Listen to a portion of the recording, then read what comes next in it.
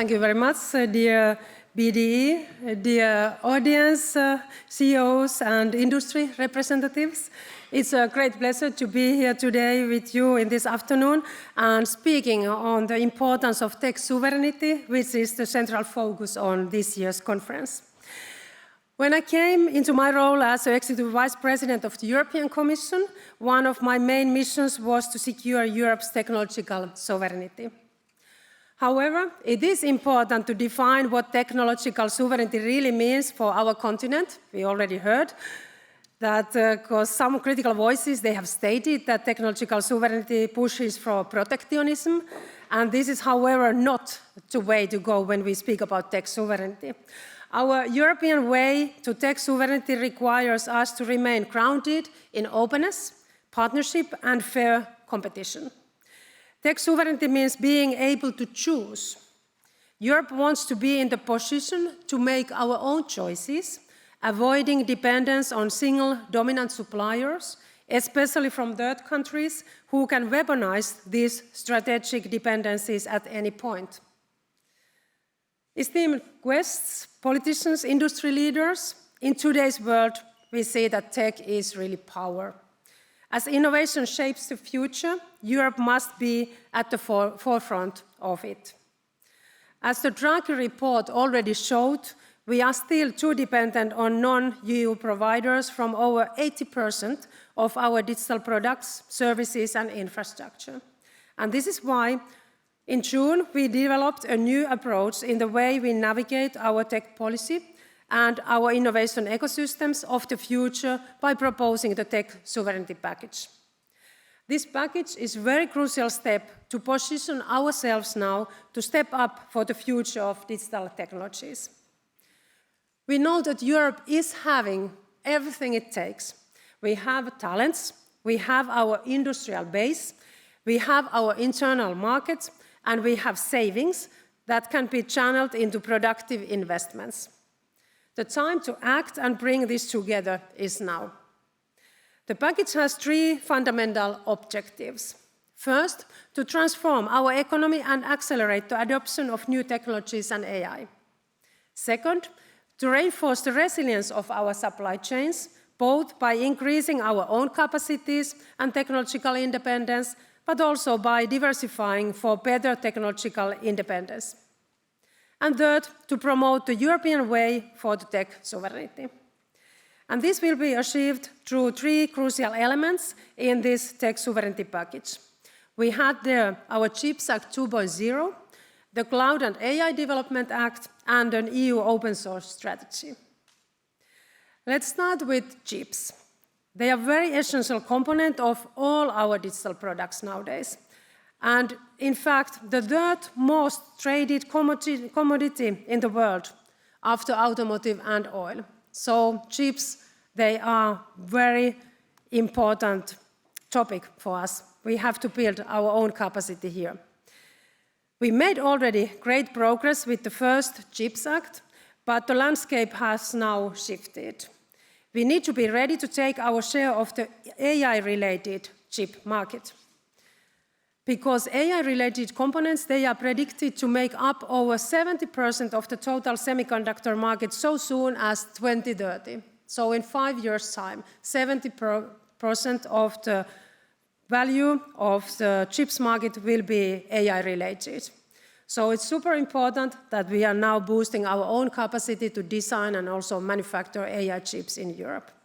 The CHIPS Act 2.0 aims to stimulate demand for European semiconductors by supporting a dynamic chip design ecosystem and also developing lead markets that link chips manufacturers with sectors such as automotive, AI, and defense sector.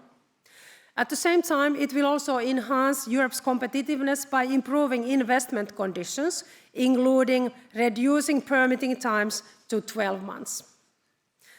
The Act will also further reinforce supply-side capabilities across the entire semiconductor value chain through strategic projects and thereby strengthening the industry's resilience against supply disruptions. The second pillar of our tech sovereignty package is Cloud and AI Development Act. And for Europe to become an AI continent, we need to ensure that the infrastructure is also meeting our growing demand. Our shared objective is very clear here, creating the conditions for a competitive and innovative and trusted European ecosystem for cloud and AI, strengthening Europe's resilience while remaining open and globally connected. First, the Act drives now research and innovation efforts in key technologies through the Cloud and AI Leadership Initiatives. Those initiatives spell out a consolidated vision for cutting-edge cloud and AI technologies. The Act also introduces a single EU-wide sovereignty framework to assess cloud sovereignty based on 4 different assurance levels. And this will allow cloud providers to demonstrate their level of sovereignty against clear criteria and give the opportunity for public administration and industry to choose European alternatives. The Act also addresses an urgent and growing gap with regards to data centers. We need more data center capacity in Europe to keep pace with the growing demands for AI. And our goal is to at least triple the EU's data center capacity within the next 5 to 7 years. And of course, we want to make sure that those data centers, what we are building in Europe, that they are so sustainable as possible and they are using the best energy efficient technologies. Our German partners have a very key role in building Europe's technological sovereignty, and we are confident that the Cloud and AI Development Act provides a balanced basis for discussions and also reflects many valuable contributions received from stakeholders across Europe. And our third pillar in our tech sovereignty package is an open source strategy. In Europe, we have huge potential in open source contributors and companies. But yet, every year, we spend more than 260 billion euros on non-EU digital products and services.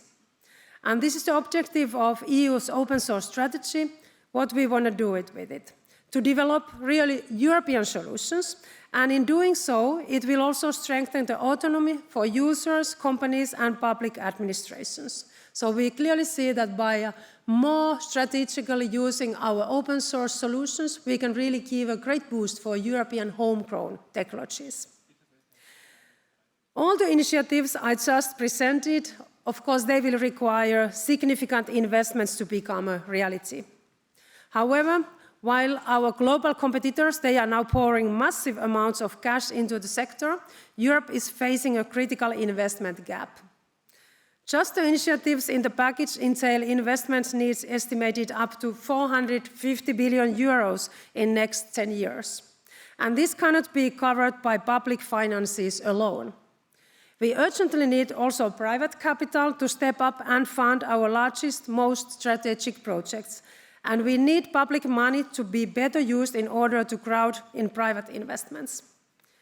This calls for moving beyond the traditional funding model based on public grants in favor of a risk capital model that rewards also the whole investment journey. And this is why in our tech sovereignty package, we have also proposed to develop a strategic tech equity facility that would mobilize European private capital into AI, semiconductors, quantum, cloud, and other strategic technologies, with public resources acting as an anchor. To bring this into action, we are launching a dialogue now with our member states, with the European Investment Bank Group, and also with other key stakeholders. And we welcome your support for this initiative with the goal of concluding this consultation as soon as possible and ideally accompany it with findings with a legal proposal under the current MFF. Our objective is very clear: to build a European equity capacity at scale to ensure our best tech companies get the funding they need to compete and win on the global stage. By making sure our AI gigafactories and semiconductor industries have the capital they need. By enabling our factories to operate on European industrial software, and by reducing dependencies that could place our democracies at risk. So, dear audience, I look very much forward to continue to work very closely with you to build together a tech sovereignty to Europe and build a more competitive Europe and more resilient Europe. So I count on your support and cooperation. Thank you. Thank you very much. Yes, let's move up a little. Lots to talk about. Thank you for joining us today. I would like to begin with our Vice Chancellor, who was here just a few hours ago, and who mentioned the Anthropic decision in the United States and said, we need to talk about this. We need to talk about the implications. We need to talk about the consequences. So what did you think? What went on in your mind when you heard about this decision and when you heard about Fable and Mythos? It, of course, underlines first the importance to build up our own capacity in critical technologies. And this is exactly, of course, what we have been now speaking last 2-3 years, that in the critical technologies, we shouldn't be dependent on third countries or one company, especially when we speak about these kind of critical technologies like AI, quantum computing, semiconductors, also cybersecurity technologies. So this is the reason why we are doing this work, and we want to boost our own capacity. But of course, it tells also that how strategic these technologies nowadays are. So technology and security, they are very closely linked also globally. And technologies, they are also global power nowadays. Of course, we see that in that kind of situation, when USA is seeing security concerns, we should work together with the trusted partners also to address these security concerns. And it shouldn't be the reaction that they are posing export controls to these technologies, because it's, of course, very discriminating against trusted partners. But this is also the new reality where we are nowadays, and that's why it's important, of course, to continue to cooperation and dialogue and to address the security concerns together, which are connected to these very capable models. But in the same time, we have to really boost our own investments and innovations in this area. Was there any exchange in advance? Like, did you have a glimpse of knowledge that this could be happening? We have been all the time, of course, in dialogue, and especially now during the last months also about the capable AI models, because already earlier when the first capable AI model by Anthropic was launched, it didn't come to the markets, but it was launched. Then some USA entities, they had access to this model and they started to test it. And of course, after that, we started to also speak about the importance to also have access to European companies and entities to this model, and then it was decided that also our cybersecurity agency, ENISA, they got also access to this very capable model. But as we know, after this export control, now nobody isn't having access to these two models by Anthropic, so it's withdrawn now from the markets. Mm. Yeah. But I was wondering if there was like a clear warning in advance, like a few days before this happened. Of course, this is not also first time when we are facing that kind of export control initiatives or decisions from the USA side.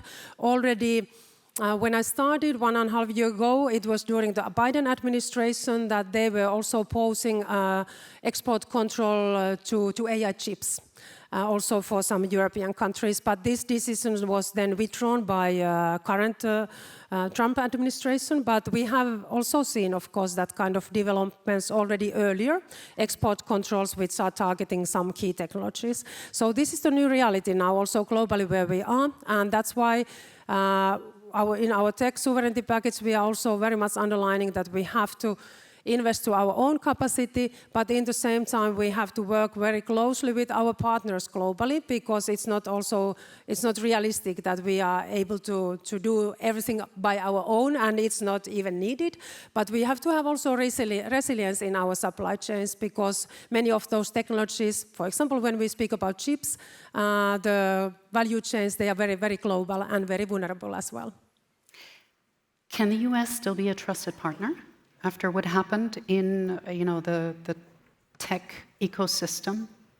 How much trust has eroded on your side now? competition is very, very hard now globally when we speak about technologies, because those who are controlling these critical technologies, of course, they are very much dominating not only the economy, but also the security.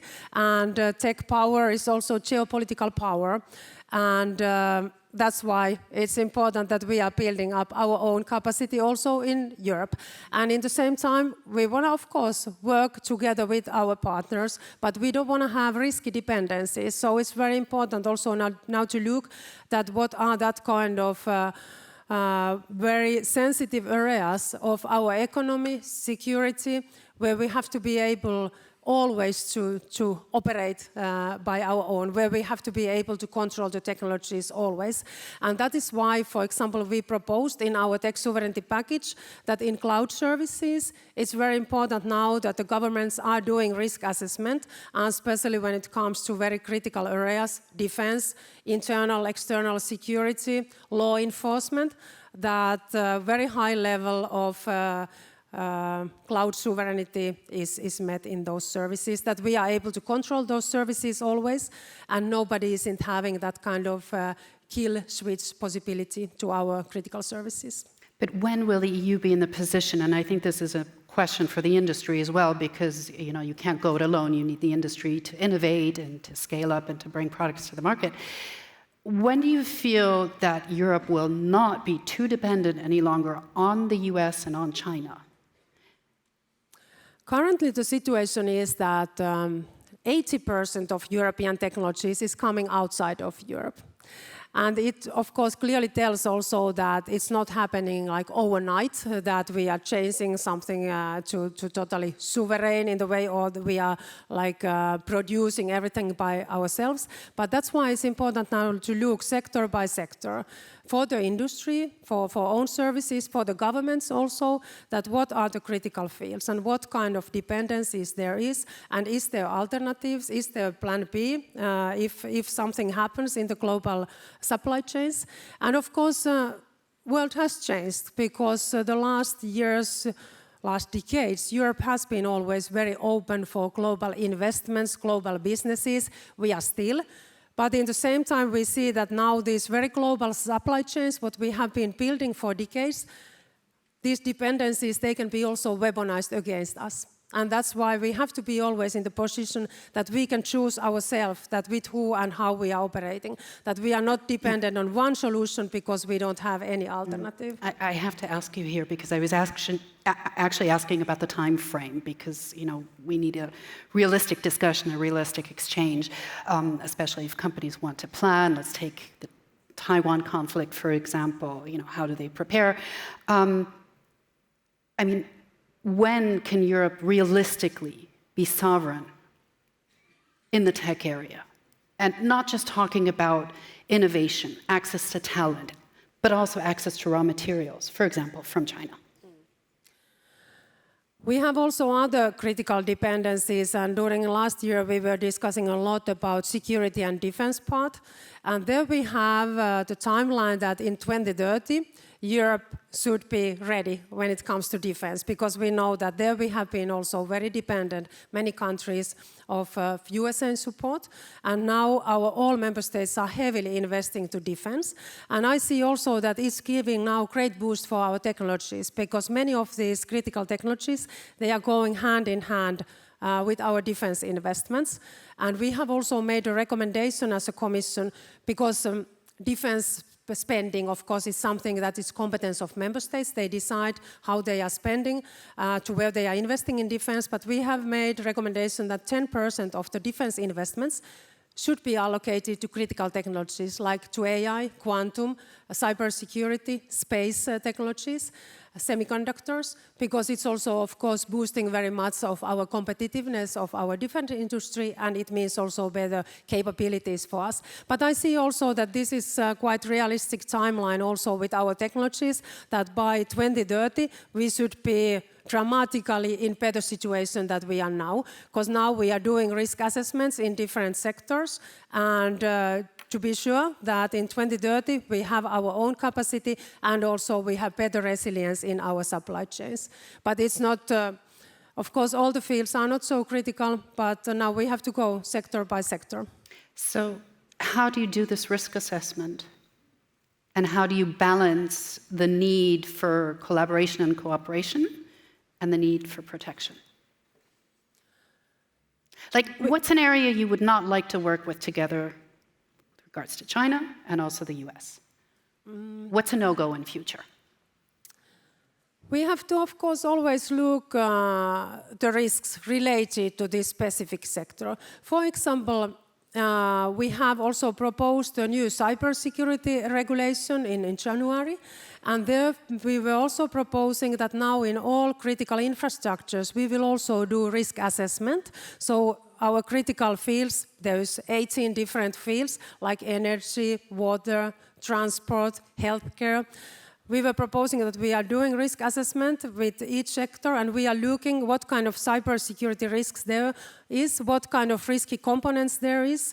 If there is high-risk vendors inside in these sectors, we will also look at how we are assessing and mitigating those risks. So there can be, of course, different mitigating measures, and I think this should be very tailor-made. So it's not something like one fits for all, but we have to look technology by technology and sector by sector at what kind of risks there is and how we are mitigating those risks. So who helps you assess these risks?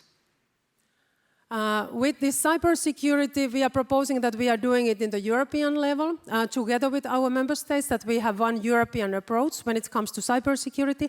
Now with the cloud services, we were proposing that governments will carry the risk assessment, because each member state, they have a little bit different structures, and also how they have organized the services, how much they are using public cloud, and so on. So member states are in better situation to do the risk assessment themselves, where the risks are, and then make decisions after that. For the industry, we are proposing or recommending that industry should also do that kind of risk assessment when it comes to the cloud services, that everybody should look also the possible risks there. So for industry, of course, it's important to know what data they can use. What should the approach be in future? For data is, of course, something that is very, very crucial for our innovations. And currently, the rules in Europe, they are quite complicated at how you can use data. And that's why we have proposed our simplification package also. And part of that was also data and GDPR-related parts. So we want to also make it easier and clarify also that how the companies can have access to data and what kind of data is personal data and what is not personal data. And we hope that the Council and Parliament will adopt this legislation very soon, because we see also that more clarity is also needed to access to data, because this is basis for innovations, and now it's quite complicated in the European level. Another aspect that plays into this, and you just mentioned who would be assessing the risk at what level, is the fact that Europe still is fragmented, not united. So what impact will this have for our tech sovereignty, and how to overcome this? I think that now the most important things what we have to do really together is that we have to act now with speed and act together, because often Europe is too bureaucratic, too slowly, and we are often too fragmented also. But we have to remember that we have also great strengths in Europe. So we have market by 450 million people, so it's a huge market. So it's super important now that we are really removing the barriers between the member states and we are acting together. And of course we have also a huge capital in Europe, so we have to really also now encourage investors to invest in Europe, because we know that we have more than 30 trillion in bank accounts in the European Union, and we have to now really find also ways how we can incentivize also households and pension funds to invest in Europe, because our industry and startups, they really need that kind of investments to be capable to compete globally. And one more strength what I want to underline is very much our startup scene, because we have 45,000 startups in Europe. And 8,000 of them, they are training and developing AI. So there's huge potential. But now we have to make it easier and simpler for the businesses to scale up in Europe and cut bureaucracy and administrative burden. Who should be part of the tech sovereignty ecosystem in Europe? Who will be a trusted partner? Tech sovereignty is based for that we want to build up our own capacity, so we want to use better all the potential we have here. For example, via open source, our startups, all the technologies, what we have, for example, in cloud services. I was talking about countries. Coming from China and the US discussion, who's going to be a trusted partner? We want to build this for European strengths, but we want to work also with the trusted partners, like-minded partners. Maybe I can mention especially the countries with who we have now our tech partnership also. So just in last weekend, I was in Brazil, and we signed with the Brazil also our digital partnership. So we want to work more closely with Brazil. And earlier we have this already with the Japan, with Korea, with Henna, with Singapore. And of course, traditionally, USA has been the most important partner for us when it comes to tech and security. And for USA and tech companies, of course, Europe is a huge and very important market, so they continue to be an important part of our ecosystem. And in the same time, we want to be sure that we have also sovereignty, that we don't have risky dependencies. How do you define the value of freedom through tech and the possibilities?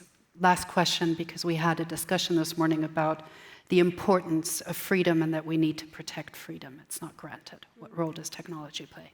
Yeah, it's quite interesting because when I started in this position 1.5 years ago, my whole title and my portfolio is security, technology and democracy. And many people asked 1.5 years ago that what these three things are having do together. But now I think during the last 1 year's time, nobody haven't asked it anymore because there's so strong interlinkage between security, technology and democracy. So of course technology can be very much used to promote democracy and also to promote our security, but it can be also used against us. But I think here also Europe is a very strong ground for investments and innovations because we have a strong democracy here, and that's why we have to really protect our rule of law and our democracies and freedom of expression in Europe, because this is also important for the investments and innovations, that people are able to come here and express their ideas, start companies here, and everybody can trust that they are equal before of law. Henna Virkkunen, thank you so much for joining us today.